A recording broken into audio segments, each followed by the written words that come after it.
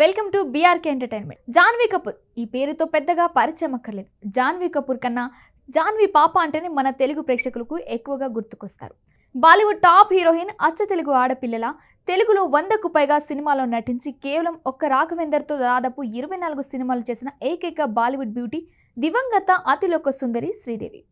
ఆ అందాల రాశి కూతురిగా సినిమాలోకి తన వారసురాలుగా జాన్వీ కపూర్ చిత్ర పరిశ్రమలో అడుగుపెట్టి హీరోయిన్గా దూసుకుపోతుంది.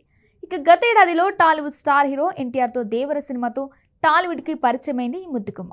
టాలీవుడ్లో అడుగుపెట్టిన తొలి సినిమాతోనే పాన్ ఇండియా లెవెల్లో హిట్ టాక్ తన సొంతం చేసుకుంది. కాగా ప్రస్తుతం జాన్వీ పాప గురించి ఒక వార్త అటు బాలీవుడ్ ఇటు సోషల్ మీడియాలో తెగ చక్కర్లు కొడుతుంది.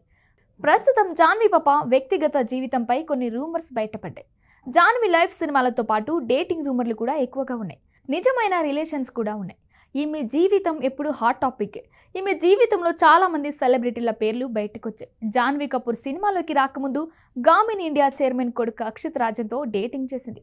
అయితే అతనితో ప్రేమలో పడకముందు మంచి ఫ్రెండ్స్, ఆ తర్వాత బ్రేకప్ చెప్పి ఎవరి పని వాళ్ళు చేసుకున్నారు. దడక్ సినిమాతో బాలీవుడ్లో అడుగుపెట్టిన జాన్వీ ఆ తర్వాత ఇషాన్ ఖట్టర్తో ప్రేమలో పడింది. చాలాసార్లు వీరిద్దరూ కలిసి కనిపించారు. కానీ సంవత్సరం లోపే ఇద్దరు బ్రేకప్ చేసుకున్నారు. దోస్తానా 2 సినిమా చేస్తున్న సమయంలో జాన్వీ కపూర్ మరో హీరో కార్తీక్ ఆర్యన్ మధ్యలో ఏదో నడుస్తున్నట్లు రూమర్లు కూడా వచ్చాయి. అలాగే వీరిద్దరూ గోవా వెకేషన్కి కూడా వెళ్లారు. ఆ సమయంలో ఆర్యన్ను ఈ సినిమా నుంచి తీసేయడంతో వీరి మధ్య బ్రేకప్ అయిందని అంటారు. ఇక 2022లో జాన్వీ కపూర్ తన స్కూల్ క్లాస్మేట్ శేఖర్ పహారియాతో మళ్ళీ స్నేహం మొదలుపెట్టింది. పెళ్లిళ్ళు, ఫ్యామిలీ గెట్ టుగెదర్ అన్ని పార్టీలో ఈ జంట కనిపించారు.